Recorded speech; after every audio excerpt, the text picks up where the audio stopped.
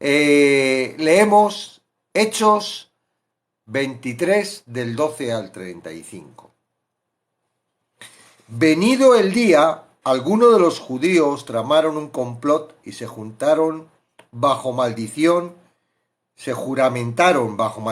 diciendo que no comerían ni beberían hasta que hubiesen dado muerte a Pablo.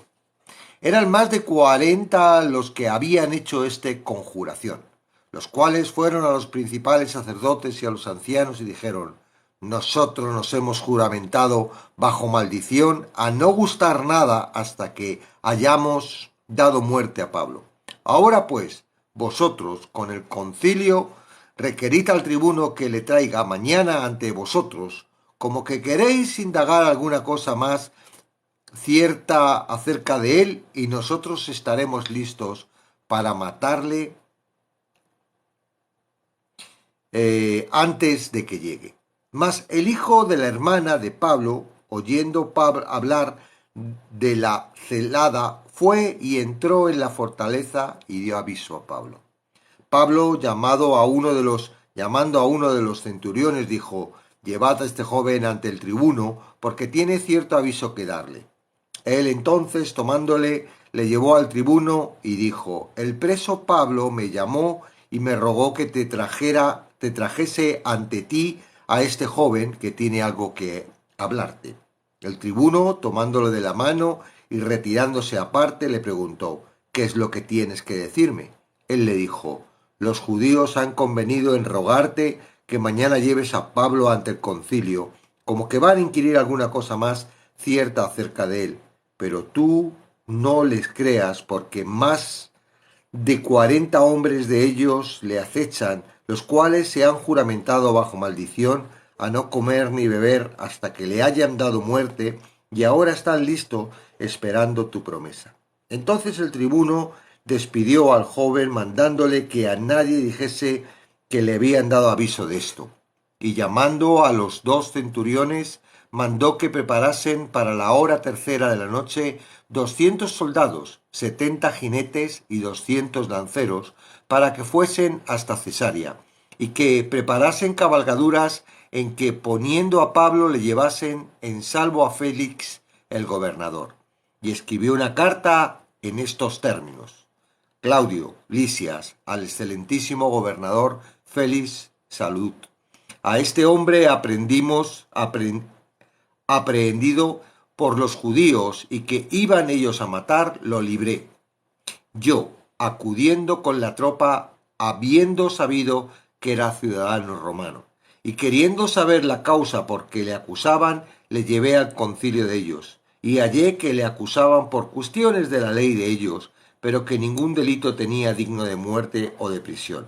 Pero al ser avisado de acechanzas que los judíos habían tendido contra este hombre, al punto le he enviado a ti, intimidando también a los acusadores, que traten delante de ti lo que tengan contra él.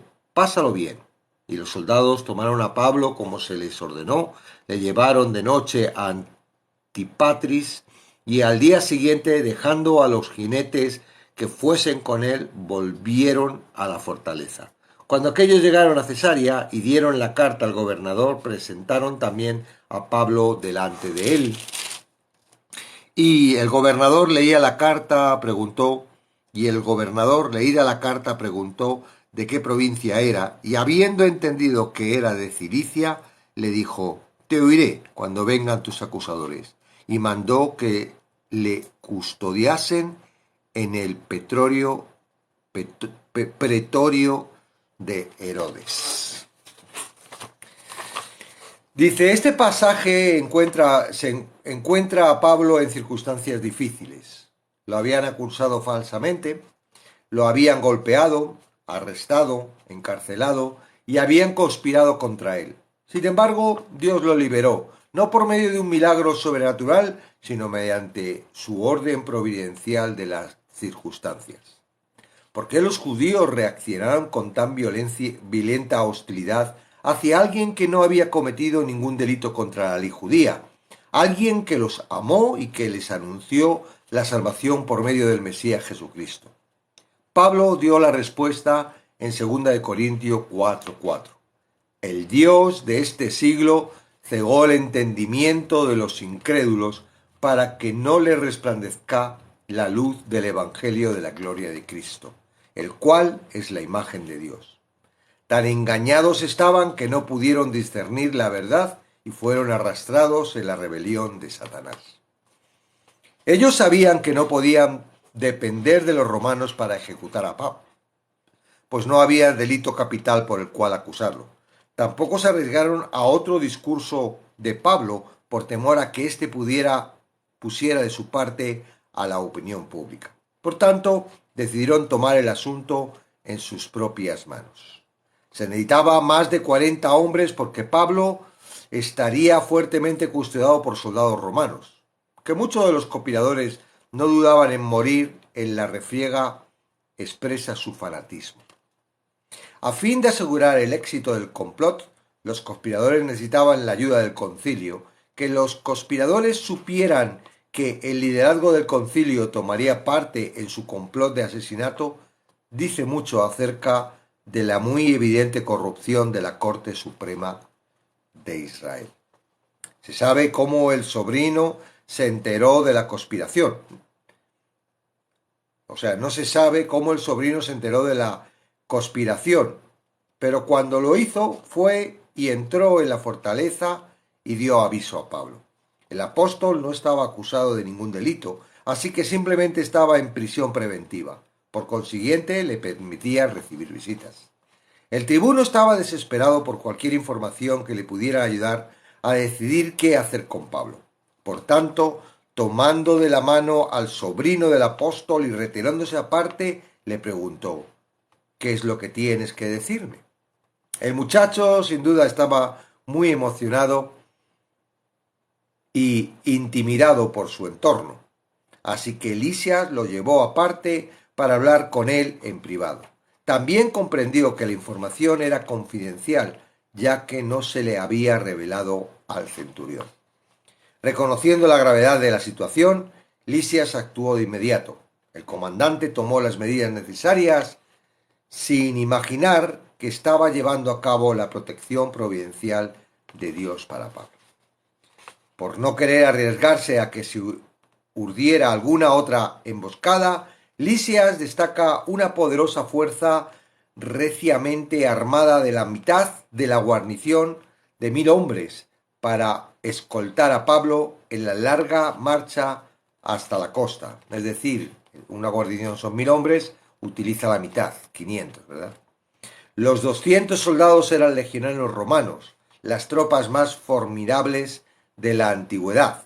También se enviaron 70 jinetes del destacamento de caballería del séquico, junto con 200 lanceros o lanzadores de jabalina ligeramente armados. Sin estar dispuesto a esperar hasta el día siguiente, Lisias ordenó que el destacamento saliera a las 9 de la noche. Lisias señaló en la carta que acompañó a la escolta de Pablo sus esfuerzos de resolver el caso, informando a Félix que, queriendo saber la causa por qué acusaban a Pablo, lo llevó al concilio de ellos. Su declaración de que el apóstol no se le inculpaba de ningún delito que fuera digno de muerte o de prisión equivale a declararlo inocente. Luego Lisias concluyó dando su razón para asignar a Félix el caso de Pablo. Al ser avisado de acechanzas que los judíos habían tendido contra este hombre, al punto le he enviado a ti. La seguridad del apóstol requería que lo trasladaran a Cesarea. Después de pasar con éxito las primeras zonas de peligro alrededor de Jerusalén, las tropas que escoltaban a Pablo pasaron la noche en Antípatris. Al día siguiente, dejando a los jinetes que fueran con el apóstol a Cesarea, los soldados de infantería volvieron a la fortaleza en Jerusalén. Antípatris marcaba la frontera entre Jerusalén y la región mayormente gentil de Samaria. El peligro de una emboscada se había reducido ahora en gran manera y la escolta de caballería sería suficiente para llevar a Pablo hasta Cesarea. Félix, cuando supo que el prisionero era de Cilicia, estuvo de acuerdo en oír el caso, ya que Cilicia, que al igual que Judea, estaban en esta época bajo la jurisdicción de Siria. Félix tenía autoridad para tratar el caso de Pablo. Por tanto, le informó: te diré cuando vengan tus acusadores. Mientras tanto, mandó que le custodiasen en el pretorio de Herodes, la residencia oficial del gobernador. La protección provincial de Dios hacia su siervo demuestra su fidelidad. Basado en parte en sus propias experiencias, el apóstol pudo declarar a los corintios: fiel es Dios. El primer paso en esa dirección ocurrió el día posterior a la promesa de Dios de llevar a Pablo a Roma. Él también mostró su cuidado hacia el apóstol al proveerle soberanamente un viaje seguro y cómodo a Cesarea y proporcionarle el mejor de los alojamientos al llegar allí. Pablo experimentó la verdad expresada por Pedro: echando toda vuestra ansiedad sobre él, porque él tiene cuidado de vosotros. Bueno,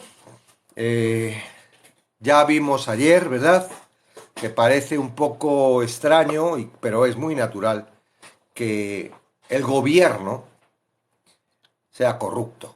No estoy hablando de un gobierno aquí cualquiera, estábamos hablando de el concilio, ¿verdad? El que dirigía, el que supuestamente tenía que dirigir al pueblo a Dios. Claramente era un concilio corrupto que no dirigía nada, era simplemente una posición de poder y que lo ven los hechos, ¿verdad? Quieren matar de una forma cruel, sin juicio y sin ninguna forma a Pablo, y el concilio no se niega, ¿no? Dice: vamos, adelante, nos tenemos que quitar a este hombre como sea, porque si dejamos que lo hagan los romanos, no lo van a hacer. 40 hombres, yo digo, morirían de hambre, porque dicen que juramentaron que no iban a comer hasta que lo mataran. No lo mataron, todavía estarán buscándole. No sé, como no tenían la capacidad, seguro que al final decidieron comer, ¿verdad? Eran tanto como mentirosos, como asesinos, como religiosos, como fanáticos. Pero nos hace que pensar, porque en realidad estas personas, pues es como ciertos, que no vamos a decir quién, personas que por la religión son capaces de inmolarse, ¿verdad? Por la religión, es decir, hay algo que te vuelve hay una mentira tan grande en tu cabeza que es capaz de hacer que te hagas daño a ti mismo y te lleve a destruir lo que no es tuyo, porque claramente nuestro cuerpo, dice la palabra, es prestado, es algo prestado, pertenece a Dios. Entonces, tú no tienes autoridad para destruir tu cuerpo. Si lo malgastamos, si lo hacemos polvo, ¿verdad? Comemos en demasía, demasiado dulce y claro que no tenemos la culpa de cómo están ahora los elaborados los alimentos y las sustancias que tienen, esas propias sustancias. Te crees que estás comiendo un trozo de pollo y la mitad son azúcares, ¿no? Y esos azúcares lo que producen en ti es una ansiedad y una necesidad de seguir comiendo. Y las patatas fritas, por ejemplo, están preparadas para que comas una bolsa y no te sacies, quieras otra, y así. Y al final, por las personas que no tienen mucha fuerza de voluntad, tienen sobrepeso, y aun teniendo sobrepeso, ¿verdad?, que tienen suficiente grasa como para vivir, durante muchos días su cuerpo les sigue pidiendo comer y comer y comer y comer, ¿no? Entonces, digo, no tenemos muchas veces la culpa, ¿no?, en las trampas que Satanás ha puesto en la comida y en los alimentos. Pero claramente eres responsable de cómo utilizas tu cuerpo, porque no es tuyo. Bueno, digo tu cuerpo, el cuerpo en el que estás viviendo en esta vida. Ahora, cuando eres de Satanás, cuando no perteneces a Dios, ah, por mucho que tú quieras, dependes de Él y Él va a llevarte a un camino. Hay algunos que se creen que son muy fuertes y están todo el día en el gimnasio y están tomando cositas y todo para tener buenas formas, y al final terminan como el Schwarzenegger, ¿no? Vuelve loco de la cabeza de tanto musculito. En fin, ya lo hablamos ayer, ¿no? No parece, no es todo oro lo que reluce y tenemos que tener claro que los que están arriba en posición, por mucho que nos digan que son los que Dios ha puesto, los que Dios ha... hay que, por sus frutos, los vamos a conocer. Entonces, no te ciegues, ¿vale? Sé un poco espabilado para ver quién son los que te dirigen, cómo te dirigen y, y sobre todo confía en el confiable, en la palabra, en Dios. Amén. Eso no quiere decir que no vayas a la iglesia. Sí tienes que ir a la iglesia, pero a la iglesia verdadera.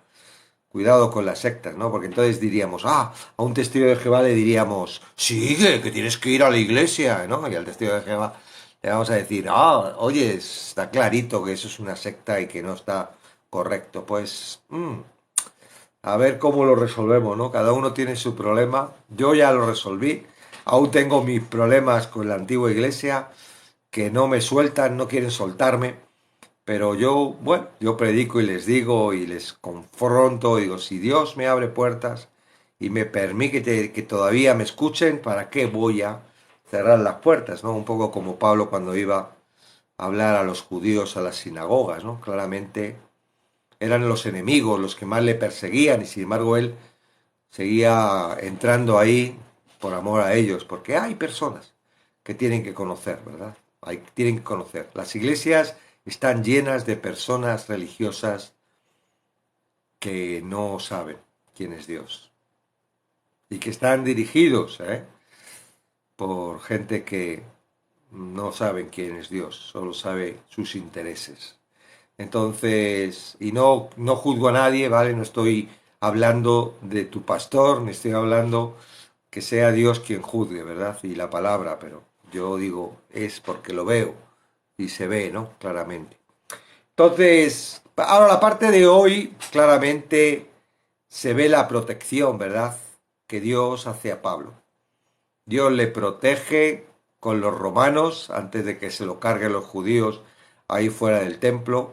Y ahora le vuelve a proteger otra vez porque están haciendo un complot ahí, ¿verdad? De alguna forma en Jerusalén estaba en peligro, de alguna forma hubieran buscado algo para matarle y entonces él provee, ¿verdad? Dios provee mitad de la guarnición de los romanos para escoltar a Pablo a un sitio seguro donde estaría 2 años preso hasta ir hasta Roma, ¿no?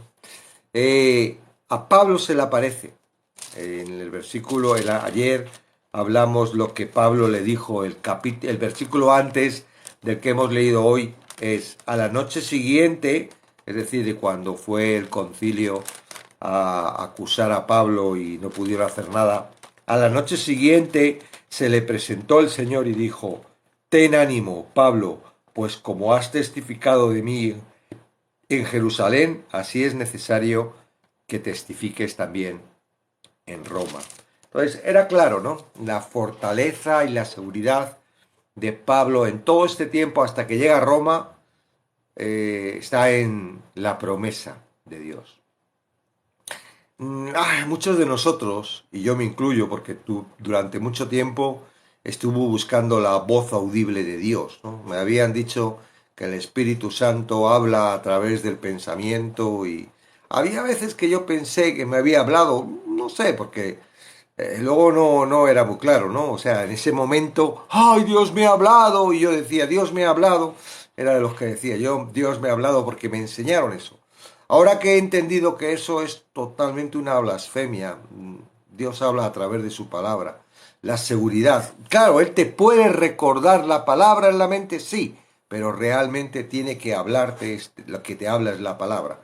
Si está fuera de la palabra y te dice, oye, mañana va a llover, no, eso no es de Dios. Claramente no es de Dios. Que Dios puede, ¿verdad? No dudo que puede hacer cosas porque Dios es sobrenatural, que puede hacer cosas, sí, pero la doctrina de que Dios habla en tu cabeza no es correcta, no es algo que tú tienes que ver como doctrina. Que Dios puede hablarte en tu cabeza, que Dios se puede presentar delante de ti, sí, porque ya te digo que es soberano, no lo negamos y hemos visto testimonios en esta semana increíbles de personas que no lo niego, ¿no? Pero otras veces, claramente, cuando uno tiene la idea de que Dios te tiene que hablar y tienes que pensar, ahí es muy fácil que Satanás pueda traerte una mentira creyendo que es una verdad de Dios y llevarte a un estado al que él quiere, ¿verdad? Entonces, ayer, por ejemplo, había uno, no me dio tiempo porque se tenía que acabar y tampoco quería continuar, pero que comentó de que fue a un sitio que esa persona sabía lo que le había pasado. Claro, Satanás puede hacer eso. ¿Lo puede hacer Dios? Lo puede hacer Dios. Ahora, yo pensaba, digo, ¿cuál es el objetivo de esto? Observar al hombre y el poder del hombre. ¡Wow! Este hombre, ¿cómo sabe, no? Y le dijo algo que, pero ¿por qué tiene que ser de Dios? Yo dudaría, yo no puedo decir es de Dios o no es de Dios. El problema es que si tú crees que es de Dios y no es, has caído en la trampa. Si es de Dios y estás dudoso, bueno, eres simplemente, dice, no, yo quiero la palabra en lo que me guía, entonces Dios no puede decir, ¡oh, no me has creído! Le hablé y no me has creído. No, Dios no va a hacer eso, porque realmente Dios puede hacer que un burro hable, una piedra hable, ¿verdad? Y eso ya no lo puede hacer Satanás. Pero decirle a una persona algo que has hecho para que esa persona te lo diga, ¿qué creéis que hacen los brujos, los curanderos, los lectores de cartas? Utilizan a Satanás que les habla y les dice cosas que no saben que tú sabes.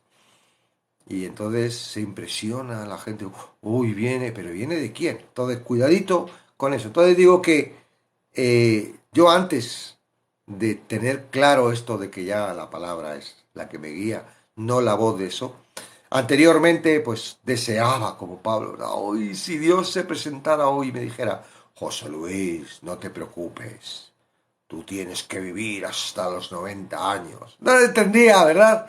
La fuerza de Pablo de decir, ya no me va a pasar absolutamente nada porque Dios no me va a engañar. Dios no me va a mentir, yo voy a vivir hasta los 90 años. Y eso es lo que realmente queremos todos, ¿verdad? Tener esa seguridad, pero a través de algo sobrenatural que venga y... Ahora, no tenemos esa seguridad con la palabra. Y eso es un problema, porque la palabra es Dios delante de ti hablándote y diciéndote. Y si te dice nada te va a pasar, yo estoy contigo hasta los últimos de tu vida. No se marcha un rato y te deja abandonado y en ese rato viene alguien y te hace daño. ¡Ay, es que no estaba ahí conmigo! La palabra lo dice y es como ponerse delante de Dios. En aquella época te quiero recordar que Pablo no tenía Nuevo Testamento. Tenía Antiguo Testamento. Tenía libros antiguos. Pero el Nuevo Testamento se estaba creando, ¿verdad? Él fue parte de la construcción de ese testamento que Dios legó, ¿verdad? Para que llegara a tus manos. Y hoy en día es el Señor delante de ti. ¿Tú quieres que Jesús te hable? Pues ponte delante de su palabra. Y Él te va a hablar. Busca las promesas de Dios. Pero las que son, porque hay muchas personas que sacan las promesas en el contexto. ¡Ay! Dice, ¡ay! No, tienes que saber que sean para ti esas promesas, ¿verdad? No saques de contexto los versículos, porque es un pretexto, ¿verdad? Entonces, la pregunta que hoy tengo, y todavía vamos a reflexionar antes de que empiece a subir, es, ¿hasta cuánto confías en la protección de Dios? Porque es cierto que creemos en Dios. Es cierto que nuestro corazón anhela el amor de Jesús y amarle sobre todas las cosas, que queremos obedecerle, que entendemos que Él nos ha librado del pecado, Él ha muerto por todo lo que nosotros hemos hecho, el amor de Él, y todo eso lo entendemos, pero ahora necesitamos seguir viviendo, ¿verdad? Y en la vida hay aflicción, y en la vida hay tropiezos, y en la vida hay circunstancias complicadas que antes estábamos acostumbrados a que teníamos que resolverlas nosotros y ahora seguimos resolviéndola nosotros. Y claro, no digo que no la resolvamos, ¿verdad? No vas a cruzarte de brazos y vas a ser como una momia, ¿no? Ahora, ¿por qué? ¿Por qué desconfías? ¿Por qué te olvidas de que Dios está contigo? ¿Por qué no puedes creer que si Él ha permitido esa dificultad hay un propósito? Y si te ha metido a la dificultad, Él que ha permitido esa dificultad, porque si eres suyo, todo lo que te pasa es porque Él lo permite, ¿verdad? Si no lo eres, cuidado, ¿eh? Aquí hay dos puntos de vista y siempre recuerdo. Si eres un religioso, pero sigues atrapado en el pecado, ay, no tienes nada que ver. Es el pecado. Hasta que tú no te des cuenta de eso, Dios te ha entregado a ese ser para que tú te des cuenta. Si tú vas a Romanos, la carta de los Romanos, el capítulo 1, a partir del 18, te está hablando de la posición que está una persona antes de entrar, antes de ser comprado por Jesús, antes de dejarse, ¿verdad?, trasladar de la esclavitud al servicio a Dios. Porque la ira de Dios, sí, Dios tiene ira, claro que sí. Dios es 100% amor, pero todo lo que se sale fuera del amor, no te enfrentes a la ira de Dios, no quieras ser juzgado por la ira de Dios, porque Dios es 100% justo. ¿Tú quieres saber por qué se manda la ley? Para que veas la santidad de Dios. Lo que ninguno podemos ser, Él es 100%. Y tiene que ser justo, y tiene que ser claro y definitivo contra la ira. Esa ira de Dios fue la que se derramó en Jesucristo. Y que tú no tienes por qué pagarla. Ahora tú no quieres admitir a Jesucristo, tú no quieres creer en Jesucristo, tú no quieres recibir esa gracia a través de Jesucristo. La ira de Dios está preparada también para ti. Y no es para darte miedo, es la realidad. Y es lo que pone la palabra. Porque la ira de Dios se revela desde el cielo contra toda impiedad e injusticia de los hombres. ¿Verdad? ¿Que hay mucha injusticia?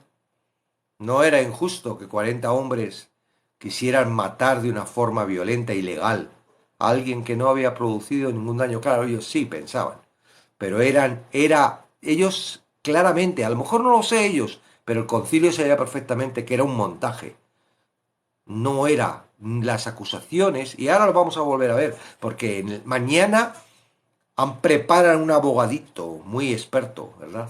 Para que vaya a acusar, porque sabe, ¿no? Ya el concilio, ay, no hemos podido nosotros, vamos a preparar a alguien muy preparado, que prepare esto bien, para que Félix nos deje a Pablo y podamos llevárnoslo. Entonces, ¿hay injusticia? Mucha injusticia. Impiedad, mucha impiedad. La ira de Dios se revela desde el cielo contra toda esa impiedad, injusticia de los hombres, que detienen con injusticia la verdad. Es clara. Jesucristo es la verdad, Dios es la verdad. Y todo lo que esté fuera de eso está reteniendo esa verdad. Dice, porque lo que de Dios se conoce le es manifiesto, pues Dios se lo manifestó. No es algo que no lo haya manifestado. Dios se lo ha manifestado a todos, no solo a los que se revelan, a los que le revelan. No, Él lo ha manifestado a todos los hombres. Porque las cosas invisibles de Él, su eterno poder y deidad, se hacen claramente visibles desde la creación del mundo, siendo entendidas por medio de las cosas hechas, de modo que no tienen excusas. ¿Qué creéis cuando hablamos con los ateos? ¿Por qué hablamos de la creación del mundo? ¿Por qué hablamos que tiene que haber un creador, que las cosas no se crean solas? Porque la misma creación está hablando de Dios. Y nosotros lo creemos, porque nosotros hemos entrado en ese proceso de la fe, pero ¿qué creéis? ¿Que los que no creen? ¡Ah, algún Dios por ahí! Ah, sí, no, pero... ¡Ey! Que el creador ha traído un plan para que tú te acerques a Él. Pues, habiendo conocido a Dios, no le glorificaron como a Dios, ni le dieron gracias, sino que se envanecieron en sus razonamientos. Y su necio corazón fue entrenebrecido. profesando ser sabios, se hicieron necios y cambiaron la gloria de Dios incorruptible en semejanza de imagen de hombre corruptible, de aves, de cuadrúpedos y de reptiles. Por lo cual, por esta condición, Dios, por lo cual también Dios los entregó. ¿Ves? Él los entrega. ¡Ey! Porque si no los entregara, serían felices y estarían comiendo perdices. Y así terminaría su cuento. Pero es que no. ¡Ey! Se tienen que dar cuenta, antes de que termine el cuento, de que la posición donde van es un sitio de perdición. Se tienen que dar cuenta de alguna forma. ¿Cómo se dan cuenta? Se lo voy a poner difícil, se lo voy a poner duro. Los voy a entregar a alguien que trata a sus hijos de una forma muy especial, ¿verdad? Vosotros veis cómo trata a Satanás a los hijos, ¿no? Moloch los echa al fuego. Y bueno, y lo que vamos a ver en Apocalipsis que estamos estudiando, ¿verdad? En el Zoom, pues vais a ver cómo trata Satanás a sus hijos. Dios los entregó a la inmundicia, inmundos, en la concupiscencia de su corazón, de modo que deshonraron entre sí sus propios cuerpos, ya que cambiaron la verdad de Dios por las mentiras, honrando y dando culto a las criaturas antes que al Creador, el cual es bendito por los siglos. Amén. Entonces los entrega a inmundicia. Segundo, por esto Dios los entregó a pasiones vergonzosas, pues aún sus mujeres cambiaron el uso natural por el que es contra natura. Y de cual modo también los hombres, dejando el uso natural de la mujer, se encendieron en sus lascivias unos con otros, cometiendo hechos vergonzosos, hombres con hombres, y recibiendo en sí mismo la retribución debida de su extravío. Y como ellos no aprobaron tener en cuenta a Dios, la tercera cosa que los entregó a una mente reprobada para hacer cosas que no convienen, estando atestados de toda injusticia, fornicación, perversidad, avaricia, maldad, llenos de envidia, homicidios, contiendas, engaños, malignidades, murmuradores, detractores, aborrecedores de Dios, injuriosos, soberbios, altivos, inventores de males, desobedientes de los padres, necios, desleales, sin afecto natural, implacables, sin misericordia, quienes habiendo entendido el juicio de Dios, que los que practican tales cosas son dignos de muerte, no solo las hacen, sino también se complacen con los que las practican. Entonces, están ahí en una posición horrible y hasta que no se dan cuenta, no entran en la seguridad a través de Jesucristo. Ahora, estamos hablando de la protección de Dios. Yo ya creo. Sí, si has creído. Si has creído. Lo más difícil es eso. Lo otro no es tan difícil.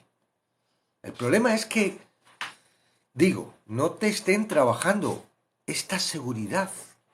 Estén todavía trabajando que te tienes que esforzar, que tienes que trabajar, que te tienes que ganar el respeto de Dios, que tienes que tener un testimonio. Claro, si estás trabajando eso, estás dando coces sobre tu aguijón. En vez de estar trabajando, ¿verdad? Mira, la palabra de Dios, estamos protegidos. Estamos protegidos por Dios. Dios ha puesto su palabra para que la palabra nos traiga la seguridad de su protección. ¿Tú piensas que es por tu fe por lo que Dios actúa? No. Dios actúa por su soberanía. Dios no depende de tu fe, porque tu fe es dada por Él. Entonces, si depende de tu fe y Él no te ha dado tu fe, pues entonces tendría la culpa Él. No, Él trabaja con la soberanía. El no porque tú no creas, Él no actúa. No, mentira. Él siempre actúa. El problema es que tú no crees. Y al no creer, Él tiene que esperar. Dice, si yo a este le doy esto, sin creer, va a pensar que... No, Él tiene que creer. Porque el fundamento de todo esto es conocer a Dios. ¿De qué sirve aceptar a Jesucristo y no conocer a Dios? Si Jesucristo es el que te acerca a Dios para que puedas relacionarte. Hasta entonces, tú estabas lejos, tú no podías conocer a Dios. Tú podías creer que estabas sirviéndolo, yo qué sé, lo que pensaba yo en aquella época, ¿verdad? Tenía muchas dudas, muchas lagunas y con razón. Entonces, la idea es esta. La idea es que Jesucristo te acerca a la relación con Dios.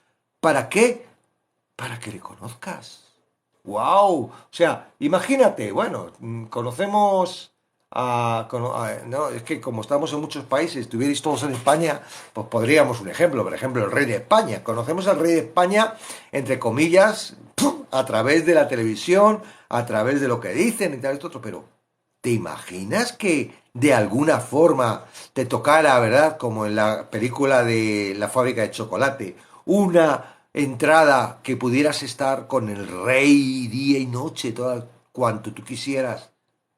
Ahí empezarías a conocerle.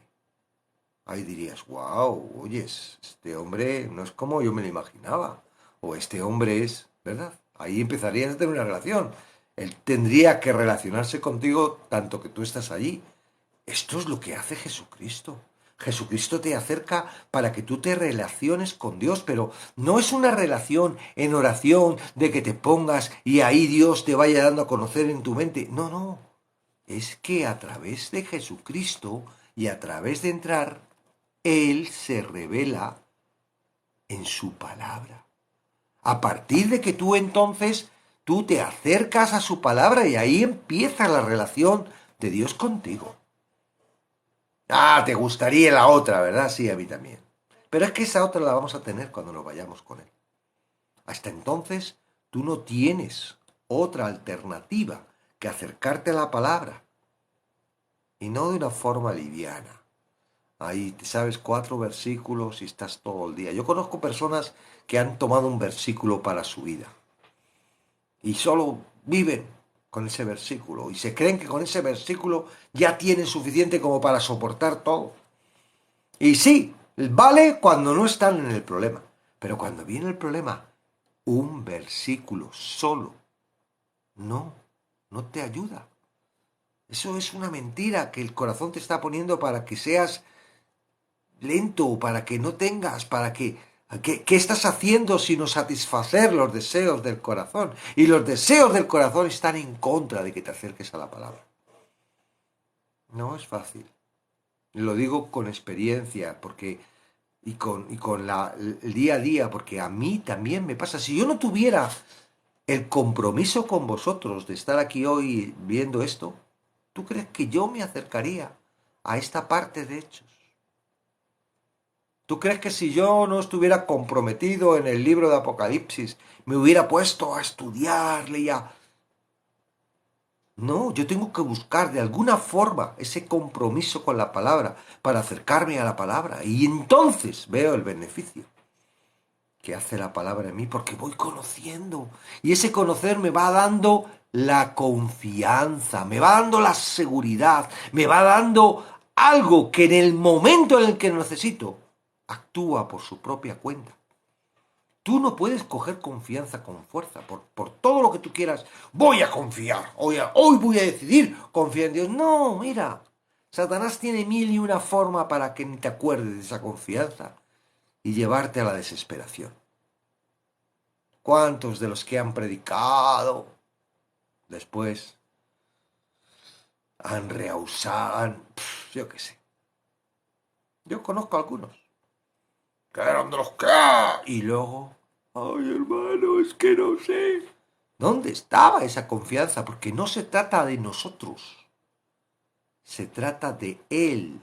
Y Él actúa a través de la palabra. y de la relación nosotros con la palabra. Entonces, ¿hasta cuándo confías en la promesa de Dios? Es una palabra que no te tiene que poner, ¡ay! Tengo que confiar más, porque tú no puedes. Yo siempre, yo no sé si me vais cogiendo ya el hilo de lo que quiero transmitiros, porque esto siempre es lo mismo. Es un detonante, es como un medidor, es como algo que te mueve y te dice, ¡Ech! Vamos a ver, ¿dónde está tu confianza? ¿Qué te pasa? Ay, es verdad, no tengo confianza. Ahí es a donde quiere llegar Dios. A que tú declares y te des cuenta. Porque de nada sirve que tú te pongas a creer, ahora voy a tener confianza. No, eso es imposible. Nos agarramos a un clavo ardiendo cuando viene la dificultad. Nos volvemos locos a orar. Nos volvemos locos a pedir que oren, como creyendo que todo eso va a cambiar la voluntad de Dios de lo que va a hacer. No, tú tienes que saber que aun en la dificultad, Dios en su decisión es algo bueno o agradable. Claro, a veces no es tan agradable porque, ¿verdad que la gente se muere y a veces se mueren antes que tendrían que morirse? Qué desagradable es que un hijo se muera, cuando realmente quien te tienes que morir tú es antes que el hijo. El padre no tiene por qué enterrar a los hijos. Pero eso sucede, ¿verdad? ¿Y es por qué? Porque Dios quiere castigarte. Es porque... No, hay un propósito en todo. Tú no lo puedes entender, pero hay un propósito. Hay un propósito. Y el propósito es bueno. Porque entonces tendríamos que arrancar esa hoja donde dice que a todos los que aman a Dios todas las cosas les suenan bien. Ahí Pablo metió la gamba. ¡Ay! No, no la metió, señores. El problema es que nosotros no creemos, porque todavía no tenemos la relación con Él como para conocerle. ¿Verdad que yo no sé si tienes la posibilidad de pasear? Yo paseo con mi nieta y me encanta. Bueno, paseo, cuando la llevo, por ejemplo, a la guardería por la mañana, ¿no? Una mini caca de 2 añitos, ¿no? Y ella me agarra del dedo, porque de la mano no puede, porque la manita es muy pequeña. Ella me agarra del dedo y se agarra según salgo de casa y no me suelta hasta que no llega a la guardería. Y yo disfruto, porque voy pompón y voy caminando y la voy cruzando y la voy llevando y la voy dirigiendo y ella va agarradita a mi mano. Ese agarradito a mi mano no es porque me quiera mucho, porque los niños son muy egoístas y solo quieren lo suyo. Ese agarradito a mi mano es la seguridad que ella tiene, que está en un entorno en el que sabe que hay coches, que hay y que su abuelo le lleva. Su abuelo, su padre, su padre. Estoy agarradito ahí, ya, ¿verdad? Ella que, ay, pajuelo, ay, no va con miedo, ¿por qué? Porque va agarrado a su abuelo.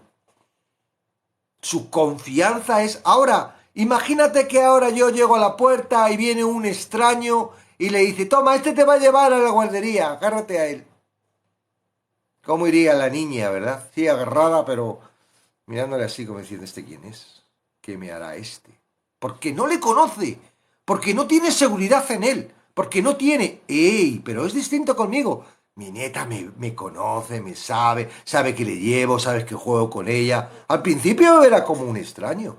He tenido que ganarme la confianza a través de relacionarme con ella. Por ejemplo, mi hija Hannah, de 14 años, no se puede acercar a ella, porque mi hija era como, no es hija única, pero como nació cuando ya los otros ya eran mayores y ya se han marchado, ha crecido como hija única y, ay, ella cuando nació, esta niña, me diciendo, me va a quitar el puesto y tal, era pequeñita y tal, y es muy suya con sus cosas, y las veces que ha entrado a su cuarto y ha cogido algo, no se la ha querido dejar y no es tan fácil. Hay que ganarse la confianza. Y ese ganarse es lo que yo te estoy explicando, de que tú tienes que coger esa confianza de Dios. No es que seas torpe, No es que seas pecador, no es que seas distinto, no es que... Es que todavía no tienes la confianza, porque todavía te queda el tiempo acercarte a la palabra para coger la confianza. ¡Wow! ¿Verdad? No es algo que pueda ser como en el microondas. Clon, clon, un minuto y ya está caliente. Es el tiempo. Es el tiempo. Entonces, ¿no confías en las promesas de Dios? Cada vez que viene algo difícil, algo duro, te pones que dudas, que ¿dónde está Dios y tal?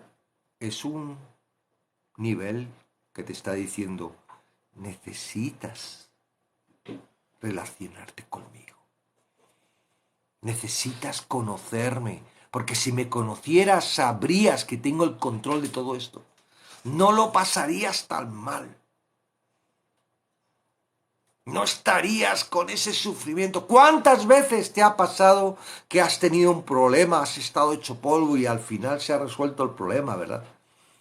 Qué guay hubiera sido que todo ese malestar que has estado hubiera sido en confianza. La final se resuelve. Tú sabes perfectamente que no se resuelve por tu habilidad. Se resuelve por Dios. ¿Tú crees que Pablo podría resolver este asunto por sus fuerzas? Ya lo intentó, que intentó convencer en las gradas y casi le matan. No se trataba de Pablo, se trataba de la fidelidad de Dios. Se trataba de la fidelidad de lo que Dios quería hacer con Pablo. Y Pablo lo sabía. Bueno, me toca estar aquí, me toca estar allí, me toca que los soldados me lleven, me toca montarme en un barco, me toca pasar un naufragio, me toca que me muerda una serpiente, me toca... ¿Y qué? Yo creo en mi Dios y en la palabra. Entonces no vayas buscando, porque no existe la promesa, ay, voy a vivir hasta 90 años y nada me va a pasar. No existe la promesa en la Biblia. Y si se te aparece un ángel, duda. No vaya a ser que te quiera llevar a otro sitio. No, existe la palabra de que confía en mí. Yo soy tu guardador.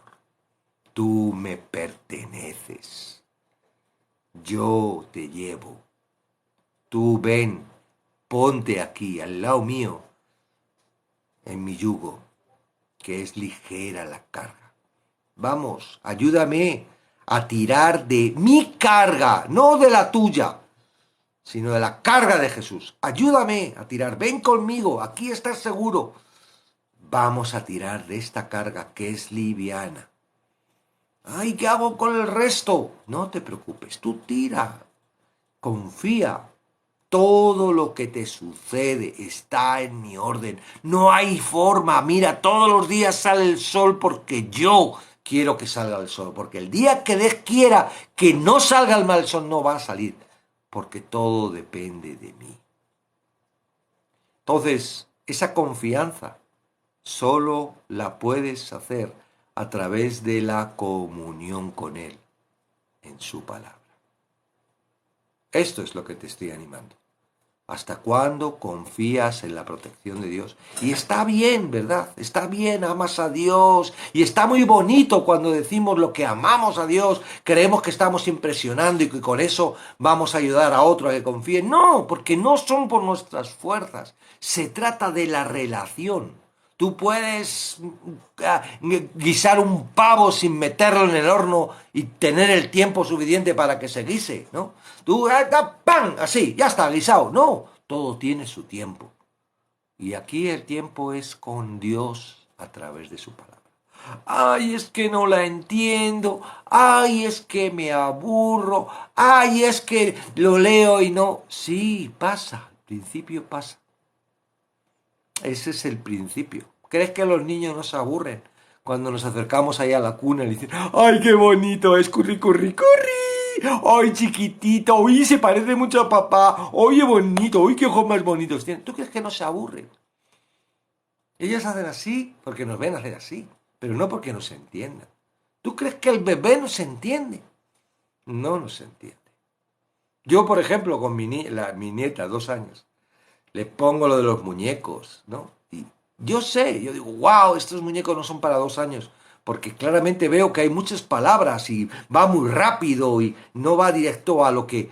y no se entera, ¿no? Pero de repente escucha a Jesús y me mira y dice, Jesús, porque ya hay algunas palabras, ¿y entiendes? Jesús, y el otro dice, Lola, Lola, las palabras que entiende se da la vuelta y me dice, eso lo he entendido. Pero el resto aburridísimo, no puede, ella no puede, 2 añitos no puede. Ah, 2 añitos, ¿cuánto tiempo llevas leyendo la palabra? ¿Te crees que de un día para otro tú ya, ¡fu! Dios me ilumina y ya sé cómo? No, no, no, no, no, no. Esto no es a lo pentecostés. Esto no es a lo carismático. Esto no es a lo sobrenatural. Esto es una relación. Él te salva, te compra, te saca, te traslada al reino, te pone en la familia, te adopta como hijo, te injerta en la vid para comenzar una relación. Y Él empieza a trabajar contigo. Lo que comencé, lo termino. Y cada uno tenemos un proceso distinto. Pero quien lleva la batuta es Él. Y tú tienes que saberlo. Y en eso está la seguridad. Hay días malos, días horribles. Satanás nos prepara cada día, pero aún así Dios lo está permitiendo porque es parte de la enseñanza. Es parte de lo que Dios quiere para que tú entiendas. Y cada día, ¿verdad? Esas circunstancias. ¿No te has dado cuenta de que cuando ya resuelves el problema y ya no es una circunstancia, no te vuelve a venir? Porque Satanás, ¿para qué va a atacarte si ya sabes perfectamente?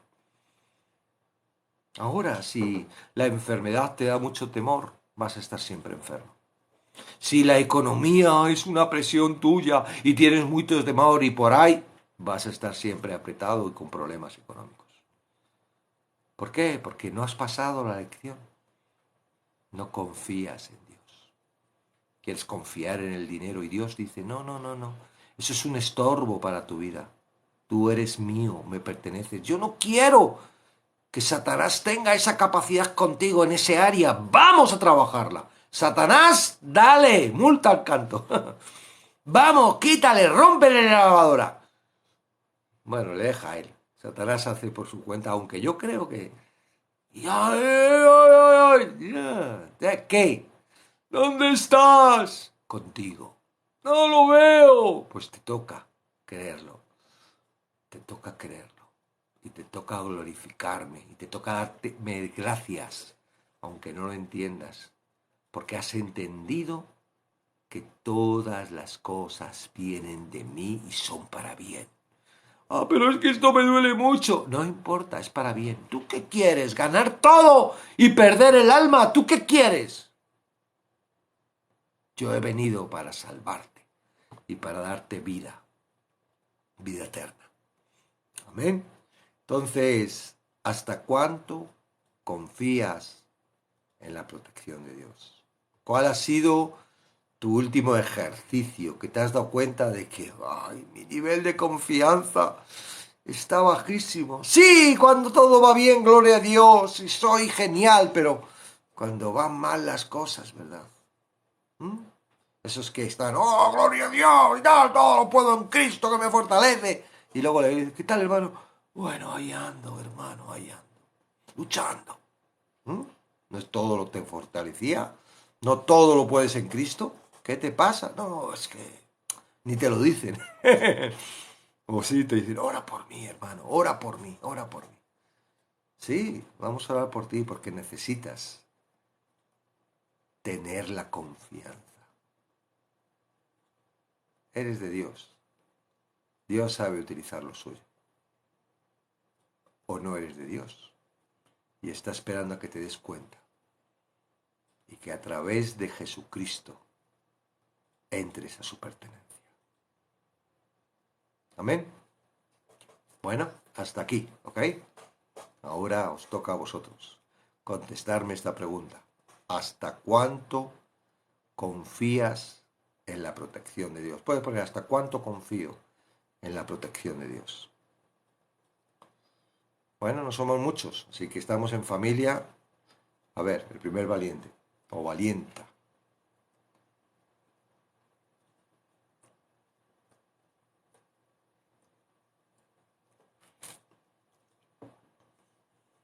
¿Cuál ha sido tu última dificultad que te has dado cuenta de que Dios no te dejaba?